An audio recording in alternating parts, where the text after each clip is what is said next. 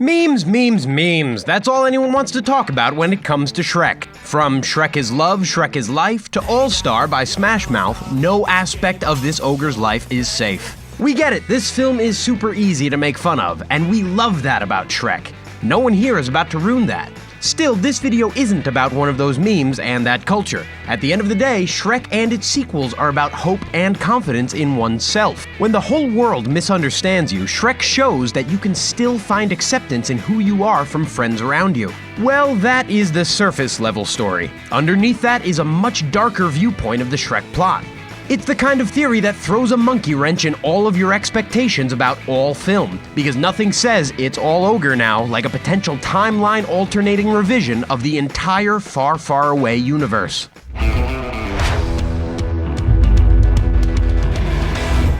People don't talk about one key aspect of the Shrek films enough. Have you ever noticed how many references and links to other films there are parading around these movies? Seriously, a ton of little hints to movies surround these films, but we never notice them because we are too busy laughing at everything going on around us. It's all the filmmakers diverting our attention while they spell out plot details behind us. There are references to Wizard of Oz when we see the Wicked Witch of the West in the fairy godmother's office. We also see references to Cinderella and other fairy tale movie characters who received a happily ever after thanks to her. It's the kind of thing you'll miss even on repeated viewings. Some are more obvious, like these. The gingerbread man saying, "God bless us everyone," on one crutch like Tiny Tim in A Christmas Carol. Shrek referencing Babe when he says, "That'll do, donkey, that'll do." That'll do, donkey. That'll do. Shrek's referencing the idea of compatible beauty for the Addams Family Values film. It's countless allusions like these that fly right under the radar. That's not even getting into the blatant use of fairy tale stories to elicit jokes and clues. There are plenty of links to other films and stories that march their way through these films. An entire video could be dedicated to that fact alone. However, we will get back to some of these details later. We want to focus on one referenced character more specifically. Consider Lord Farquaad. He is objectively silly, but as a villain, his link to any fairy tale is indiscernible. He, like Shrek, acts as a new player in the genre. Neither one is entirely familiar with how these magical beings act. This idea is in complete contrast to the villainous character that we want to focus on, the fairy godmother. Unlike Farquaad, fairy godmother is a real fairy tale being. She is widely popular because she makes dreams come true all over the kingdom of Far, Far Away. She promises happy endings for magical creatures who garner her service. To summon her, one just needs to cry into her business card. Okay, that is her baseline attributes, but one may need a refresher course on her surface-level agenda. Many will remember the implied bargain between her and Harold. Fiona's dad appears to look like a toad, so when the fairy godmother turns him into one, we are left to assume she is the one who turned him human in the first place. She made Harold a prince so he could marry a princess. This is his happy ending he gets from the service. Keep in mind, the fairy godmother only makes these contracts with fairy tale creatures in order to benefit something else as well. On the surface, it appears she is attempting to use Harold so her son, Prince Charming, can marry Fiona. Again, on the surface, her goals appear to be linked to her son. We have no idea where Prince Charming came from originally, not to mention the indirectness of this entire deal. For the desired outcome she wants to happen, Princess Fiona would need to be a guaranteed lock for Prince Charming to marry. Her getting locked away in a tower would ruin those plans quickly, not to mention that unclear motivation behind that potential deal. Think about it, what does the fairy godmother gain in a new deal with Harold where she requests the right to have her offspring marry his offspring? There are so many questions in that equation. She'd need way more security for that to happen. The benefits need to be grand for her to go through with it.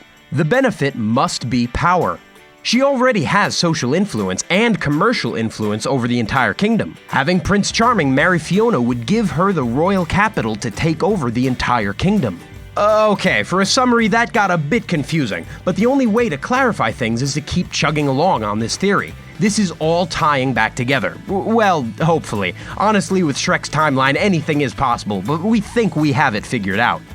Think back to those film references. There are 3 before and after photos on the fairy godmother's wall worth paying attention to closely. The first is the Wicked Witch of the West. Her before photo shows her as a normal witch, but the after photo shows her as the character we all know. The same goes for the ugly stepsister. She is turned into a new person as her happy ending. Contrast that to Cinderella's photos. She seems to be the only one who gets the usual happy ending. It can't be a coincidence that one of the only clear happily ever afters we see is from the story that made the Godmother so popular. Here is the argument. Happily ever after is different for every person. The fairy godmother creates villains to make the larger clients need her service. She's manipulating the entire world to work toward needing her. Everyone is a puppet, especially Pinocchio. She is pulling the strings behind the scenes by giving villains their evil lives so she can assist the other person and garner fame. Make sense? It ties back to the Shrek timeline this way. Harold is made to fall in love with Lillian, his soon-to-be wife, because of a love potion sneakily given to him by the fairy godmother. She even says she makes people fall in love all the time, so that is more than plausible. She then leverages Harold's spellbound desperation into a contract. To ensure her son ends up with Fiona, she ends up making her an ogre by night and locks her away in the castle. The king can't refuse this either. The fairy godmother needs to assure the story plays out how she wants. We're just gonna have to come up with something smarter, that's all. Now, that is the easiest reading of this new plotline, but maybe there's something else there. Here's the issue. The agenda and goal she wants is not what it seems. Plot twist! Actually, the fairy godmother is working a way larger scheme. She is garnering Fiona's favor. Prince Charming is simply a creation from the fairy godmother used to up the ante. Shrek is supposed to find her. She plants the mirror that Farquaad finds to seek Fiona. In return, the true champion is sent on a quest to rescue her from the godmother's scenario.